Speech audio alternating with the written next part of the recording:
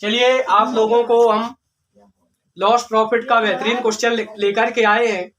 बहुत ही शानदार क्वेश्चन और बहुत ही शानदार ट्रिक के साथ क्वेश्चन कह रहा है, एक व्यक्ति एक वस्तु को क्रय मूल्य 10% लाभ पर बेचता है, विक्रय मूल्य पर लाभ प्रतिशत क्या होगा? विक्रय मूल्य पे लाभ प्रतिशत निकालना है। तो जो हमारी ये परसेंटेज वैल्यू दे रखी है, इसको हम फ्रैक्शन वैल्यू में चेंज करेंगे। तो 10% को हम लिख सकते हैं 1/10। कैसे?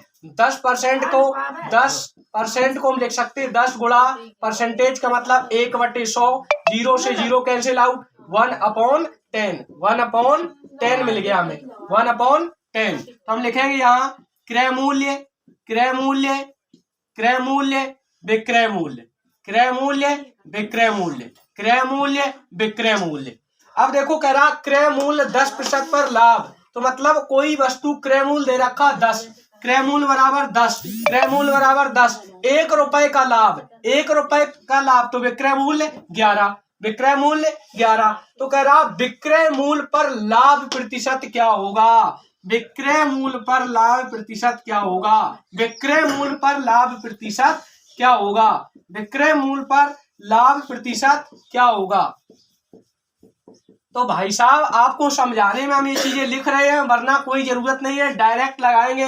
लाभ प्रतिशत बराबर लाभ गुणा 100। लाभ कितने का हुआ भैया? 1 रुपए का। कोई वस्तु 10 में खरीदी, 11 में बेची, तो कितने का? 1 रुपए का। कितने का?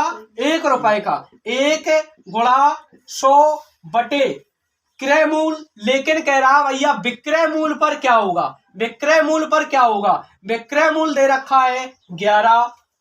बात समझ में आई? अब कट करवा देंगे, इसको काट देंगे। 11 9 99, 9 सही 1/9 सही 1/11, 9 सही 1/11 फाइनल उत्तर।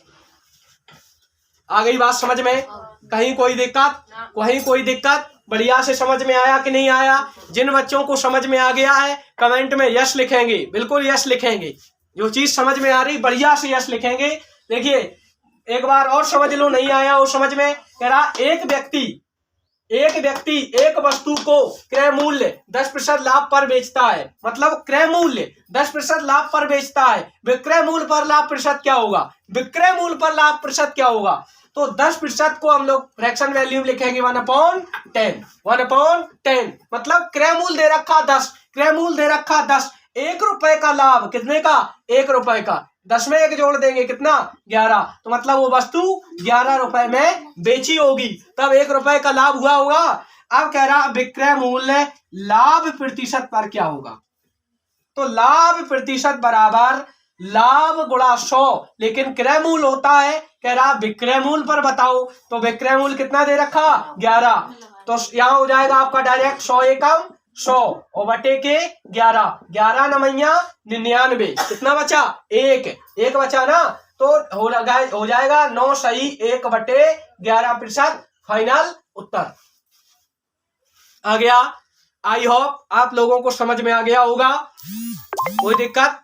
बढ़िया से समझ में आ पा रहा है? अगला क्वेश्चन लेकर के आए हैं। दूसरा क्वेश्चन देखिए, दूसरा क्वेश्चन हमारा यहाँ उपस्थित स्टाफ बैठा हुआ है। अगर दूसरा क्वेश्चन दीजिए भाई साहब।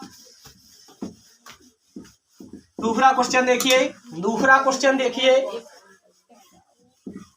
दूसरा क्वेश्चन बढ़िया से देखिए। लाइए, अब कह रहा है एक व्यक्ति एक वस्तु को 20% लाभ पर बेचता है, वह लाभ की गणना क्रय मूल्य पर करता है, विक्रय मूल्य पर लाभ प्रतिशत क्या होगा? बढ़िया क्वेश्चन है, शानदार क्वेश्चन है। देखिए शानदार बढ़िया से क्वेश्चन है। हम एक बार लिख पा रहे हैं, हमारे पास स्मार्ट बोर्ड ना होने के कारण हम लोग इसी पे डायरेक्ट लिख पा रहे हैं।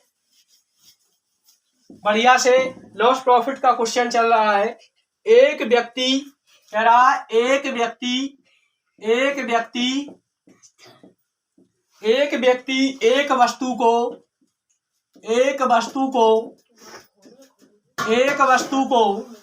20% लाभ पर बेचता है, पर बेचता है, पर बेचता है, पर बेचता है, पर बेचता है। वह लाभ की गणना, वह लाभ की गणना, लाभ की गणना, की गणना, लाभ की गणना, लाभ की गणना क्रय मूल्य पर करता है, क्रय मूल्य पर करता है, क्रय मूल्य पर करता है, काय भी करता है, क्रय मूल्य पर करता है। विक्रय मूल्य पर, विक्रय मूल्य पर, विक्रय मूल्य पर, विक्रय मूल्य पर, विक्रय मूल्य पर लाभ प्रतिशत क्या होगा, लाभ प्रतिशत क्या होगा, लाभ प्रतिशत क्या होगा, बताइए भाई साहब। अभी हाल इसी टाइप्स का ये दूसरा क्वेश्चन आ गया है। पहला क्वेश्चन अभी समझ आया आप लोगों को। आप पेन पेपर निकाल के बैठिए और क्वेश्चन को सॉल्व करिए फटाफट सभी लोग। एक व्यक्ति एक वस्तु को 20%, जल्दी करिए सॉल्व, फिर अब नहीं आएगा हम समझाएंगे। फटाफट करिए सभी लोग सॉल्व, ऑनलाइन प्लस ऑफलाइन। आपके पास 40 सेकंड का समय है, 40 सेकंड का समय है, 40 सेकंड का समय है, जल्दी करिए फटाफट। 40 सेकंड का समय है, सभी लोग करेंगे। और ज्यादा से ज्यादा like plus subscribe, like subscribe share करना ना भूले। आप लोगों से निवेदन है मेरा, कि सभी बच्चों से निवेदन है कि लाइक शेयर सब्सक्राइब करना ना भूले।